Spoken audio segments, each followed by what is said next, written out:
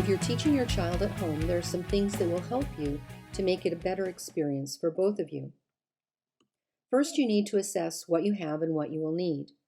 A lot of parents have done this already in the past year, but if you're just getting started, you need to make an inventory of what kind of books you need, if you need tablets or computers, simple materials like scissors, rulers, glue, notebooks, that sort of thing. You also should, in one place or another, have a list of online resources, know how to communicate with your teacher, and have materials and information provided by your school. Then you need to organize yourself and your home. Structure and boundaries give a child a sense of security. And we're not just talking about little children here. Even teenagers feel a lot more at ease when they know there's some sort of structure about what they're doing. Set a schedule, and this is really great because you can personalize it. Maybe, 8 o'clock in the morning isn't a good time for your child, or maybe it is. You can schedule breaks. You can, break up the learning into chunks that are manageable. So setting your own schedule not only is, really good for you, but also it kind of helps set expectations. It sets expectations and helps both you and your student to know what's going to happen, and it gives them a sense of security knowing that. You should set up a space for study and a place where you're keeping your supplies.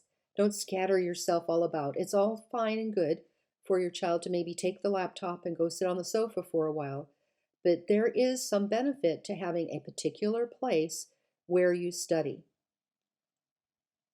You should network with other people. There are a lot of people who are in the same boat. There are organizations for people who are already teaching their children at home. There are parents who maybe have children in your child's class at school. Form a support group with other people so that you can kind of share, each other's experiences and give each other suggestions.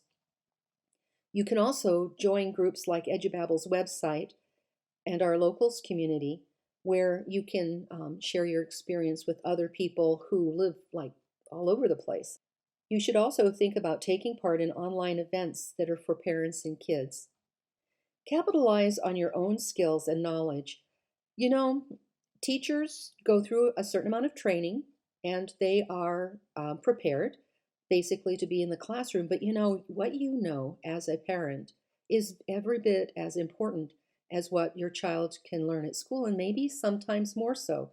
So share something like your love of music, crafting, cooking, outdoor skills, sports, whatever it is you are good at. Minimize the time spent online and on devices, and focus on things that build a relationship between you and your child. There is a silver lining to teaching at home.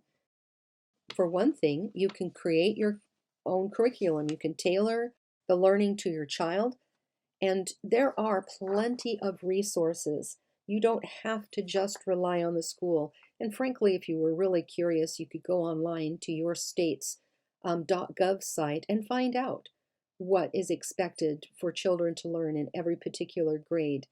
So you can kind of bring your own things in. Maybe part of the curriculum is a study of ancient Rome, and you want to delve into that a little bit with your child and go into some interactive sites.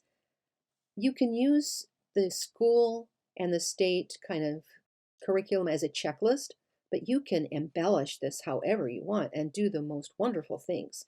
So feel free to create your own curriculum. You can use resources also like Edie Hirsch's What Your First Graders Should Know, What Your Sixth Graders Should Know. His resources tend to be more K through 6, but it kind of helps. There are resources out there to help you know what your child should be learning. This is your chance to put into the curriculum things that you think kids should be learning. And maybe, let's face it, the school is called on. Every time the public wants their children to learn a new thing, they put it on the back of the school so that eventually the school is teaching everything. And there's only so many hours in the day. There are only so many things a person can do. So you may find that some of the things you think are important are not being taught at school. This is your chance to work that into your child's learning. You should know what your child is being taught.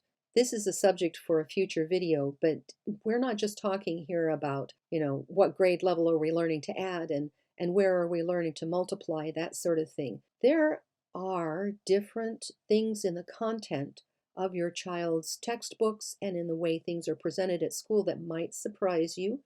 And if you are teaching at home, you can really know what it is that your child is being taught. You have a chance to really reinforce and model things for your child's own health and safety when you're teaching things at home. You can strengthen the bond between yourself and your child when you work together at home.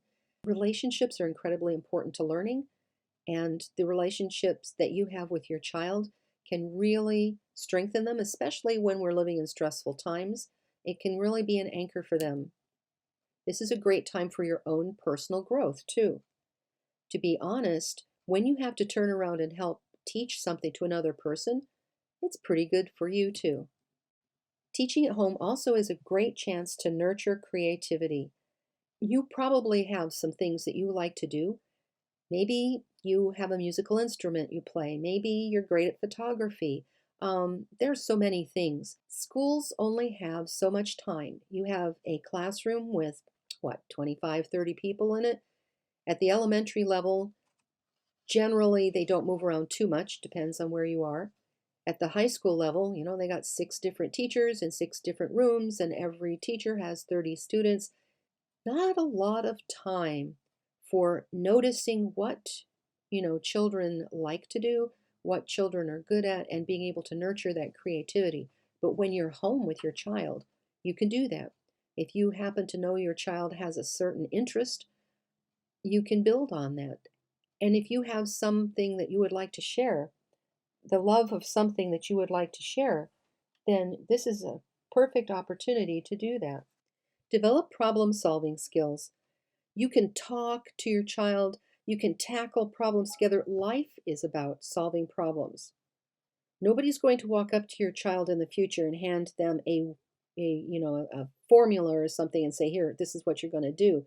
When you're out in the real world, you have to observe what's going on, figure out, state the problem, figure out, what the challenges are, figure out how you're going to approach that and solve that. You have a wonderful opportunity when you're teaching at home to do problem solving in all sorts of levels. Doesn't have to be super, super hard, but it's really a great chance to start building this ability in your child. The thing your children need most is you. You know your child best. You need to be your child's best advocate. And I have to tell you, as a mom myself, there have been times when I have gone to the school and talked to them about certain things that were going on, and the results were not always helpful. Sometimes the teachers didn't know that bullying was going on, or sometimes the teachers just kind of blew me off, and I'm a teacher. So it's not like, I'm just some, civilian here. So if they would treat another educator that way, I'm sure that they treat parents who are just, normal, everyday people that way. You need to be your child's best advocate, and you need to not shut up. If something is going on that you're concerned about, you need to politely but assertively keep talking about it. When you're home with your child, you can be your child's best advocate, and, maybe there's some positive in this. You should know what your child is being taught. You want to build attitudes that support success. For example, false praise is harmful. If you tell your child, "Oh, what a good job you did, so and so," but they know they did a crappy job, they just won't trust you. Children are not stupid. If you praise a child for something that's mediocre, that child's not going to feel better about themselves. Being able to praise your child as he or she develops good habits and masters skills gives them confidence. Knowing what your child is being taught means that you can avoid indoctrination. Even some pretty famous parents have withdrawn their children from the school they were attending because their children were being exposed to a culture that belittled the child and his or her background. Respect for your religious or personal values. It would be nice if we could just presume that this is going to happen, but it doesn't. Where is the person who has all of life's answers? I don't know them. So for people at the school to diss whatever your particular values happen to be is going a little bit out of the realm of what they ought to be doing. The freedom to follow your own path in matters of conscience and faith is part of the fabric of a society that believes human beings have a certain basic human right. Your child has the right to an education that doesn't mock him or her for having different values and beliefs than the school culture embraces. You should know the sources for course content, and you should know any bias on the part of those creating the learning materials that are being given to your child at school. There are actually schools that told parents that they're not allowed to watch the Zoom sessions, and, kids are being encouraged not to tell their parents about this or that that's being discussed in the classroom. That sounds a little fishy to me. Do your own fact checking. There are only a few publishers of textbooks used in public schools, and the bias that may appear in them is ubiquitous. Know what your child should know and be able to do in each grade, but don't feel restricted by that. As merit becomes a dirty word, students who might be considered gifted and talented may be shortchanged. Be brave enough to give your child more than the school may be willing or able to do. And if the opposite is true, there is plenty of support and help if your child is not keeping up with, what should be grade level work. So you should know what your child should be able to do in each grade so that you can assess whether or not they're on track and then help them in an individual kind of way. You can include a deeper experience. You can add the arts and opportunities to learn things like entrepreneurship and real work skills, including trades. You can go beyond what the school can do. Create your own curriculum. Yes, you can. Who is telling you you can't? The school system that wants to maintain its monopoly on your child's learning? Use what you know about your child to meet them where they are. Compare standards. Evaluate educational approaches. Educate yourself about materials and internet resources that are available. And if you get a little stuck, please feel free to come to the Edubabble online learning website, where we're adding all the time lots of free stuff, links to things, blog posts, all sorts of things to get you started. Set aside time and resources for enrichment. Teach the whole child. Blend experiences with music, visual arts, dance, and theater with investigations into topics of interest to you and your child. Introduce your child to things that will spur their sense of wonder and curiosity. Don't just stick with your child's favorites. Who knows what other things will enthrall them and capture their imagination. Share the joy of discovering new things together, and then network with like-minded people. Two heads are better than one, and being part of a group helps parents to find answers to questions and to gain moral support from others. I know people who have children with compromised immune systems, and while most children are not at great risk as far as we know from, COVID or other things, every year schools close for weeks at a time because of the flu. While children are less risk from becoming ill, it's reasonable for parents to respond to their concerns. Parents who are worried about their children's picking up an illness at school might choose to teach them at home even if the school is open for face-to-face learning. Personal growth is a thing for both your children and you. Learning is a lifelong process that never ends. Develop problem-solving skills. Life is about solving problems. Experts who spot things like counterfeit money, they don't study all the counterfeits in the world. What they do is they study the real thing. And then when they run across something that's false, they recognize it because they know what the real thing is supposed to look like. So develop problem-solving skills by first starting out with a basis in knowledge. Do your own fact-checking. Find reliable sources and don't be afraid to question course content. Equipping kids with knowledge gives them the foundation for solving their problems. It gives them the background they need, and frankly, as a reading specialist, I have to say background knowledge is really important in understanding new content that your child might be reading about. The more experiences they have, the more knowledge they have about the world around them, the better they're going to be at solving problems. How can you ask a child to compare, evaluate, synthesize, or critically think about a topic that they don't know anything about? Rich knowledge about the world and its history is the fodder students need if they're going to move on to higher level types of thinking. One of the things that you're going to want to be able to do with your child is to foster intrinsic motivation. That is motivation that comes from within the person rather than a motivation that comes because somebody outside is forcing them to do a thing. Students who blame others for their own failures in school may be extrinsically motivated. They see their motivation as coming from the school, the parent, a coach, an employer. And so they're not really vested in that. They're doing something because they have to, not because they want to. A big question here is who is in control? If you are in control and you don't do well on a task or an assignment, fine. Then you look at yourself, you say, oh, gee, what went wrong here? And you try to fix the problem. But if you don't see yourself as being in control and you don't do well on a task or an assignment, you might see yourself as a victim. Instead of figuring out how you can do better, you just fall into a cycle of failure, blaming others, and never being satisfied and never overcoming the challenge of becoming successful. Children need to learn how to be responsible for themselves, and this starts small with tasks appropriate to their age. If you want your child to become a secure, confident, successful adult, you will need to help them develop a sense of responsibility for the things they're required to do. And I have to tell you, I taught alternative high school for a number of years. And this whole business of being a victim and not seeing yourself as being in control, I had plenty of students in the years that I was teaching who would not do a thing. And the idea was that if they didn't do it, they could always say, well, I could have done that. I could have done that. I just didn't want to.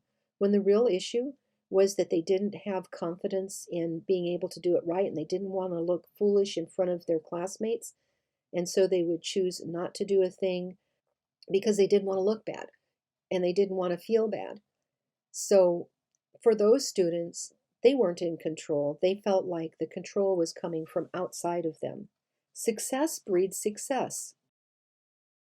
If a student, including your child, is lacking in confidence, sometimes it's easier for them not to try than, to reinforce their own poor self-image by trying and failing. Not trying is a lot less humiliating than trying something and having everyone else witness your lack of ability to do whatever it was that was assigned.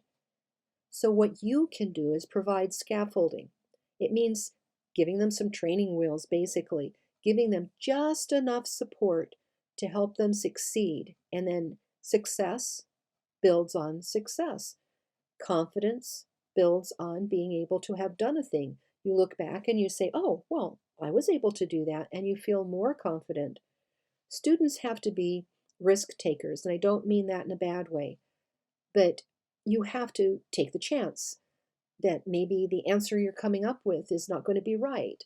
And there are a lot of people who feel embarrassed. So if you provide scaffolding, you give students a chance to succeed. Eventually, you pull that scaffolding away. You get them to a point where they're confident and they don't mind taking a chance that the answer they're trying isn't right. And what they do when they find out that the thing they were trying isn't right is they reevaluate and reassess and try again until they come up with a solution that is a viable solution. This is exactly what you want people to be able to do when they're adults. This should be part of the day. It shouldn't be work, work, work, work, read, read, read, read, answer questions, And I have found, by the way, that a lot of online learning depends on what it is, but the canned kind of stuff that schools tend to purchase from companies tends to be multiple choice, A, B, C, read this thing, answer these questions. Not very, not very much fun. And certainly you're not building a bond with anyone, you're not building a relationship with anyone when you're doing that sort of thing. But at home, my goodness, the things that you can do that'll just for a few minutes during the day that could just make that relationship between yourself and your child that much warmer and that much stronger. This is a benefit that you can have from teaching your child at home. I wanted to mention 21st century skills, although I will go into them more deeply in another video. The idea here is that essentially, and I think there's some basis for it, that the kinds of skills that people need now in the 21st century are a little bit more or different than what people might have needed in the past. There are some people who diss this whole idea, but it does seem to have some validity. And so these are the areas that are described as being 21st century skills, and we will go into them in more detail in a future video. I think one of the important things to know is the difference between how a child and how an adult differs in the way that they learn, and to accept that difference. Quit trying to make children be adults and quit trying to treat adults like children. For example, for a child, let's face it, as we're developing cognitively, as we're going through this whole development that takes years and years for human beings, learning is a process of acquiring prescribed subject matter. Somebody has sat down and said, okay, this is what, our children need to be learning in school. The kids have no say about that, but that's okay because you know, hey, you're going to need this math even though maybe you don't know why. And you can say to your child, being able to read well and evaluate the things you read is going to be really important to you. You know these things. Children are not mature enough yet to understand that. So children are told what they need to learn. Adults, though, now you're an adult, your task has to be real life. It has to have a purpose. It has to make sense to you. Why am I learning this? And usually adults are learning things that have to do with their life and their work situations. People who go back to school after they've been in the workforce for a while, they get trained, they learn things, and they can see this is going to matter for my future career. This is going to matter for getting promoted at work. And so adults come from a totally different place. Children are mostly motivated by external pressures. Yes, you're going to build intrinsic motivation into them over time, but mostly they're motivated by things like competition for grades, what's going to happen to them if they fail, just a lot of external kinds of things. Adults have internal motivators. Maybe they're building their self-esteem, like the people that would come back to our high school completion program and GED program. It was important to them. They got a lot of self-esteem from being able to finally get a diploma. This is a really big milestone in people's lives.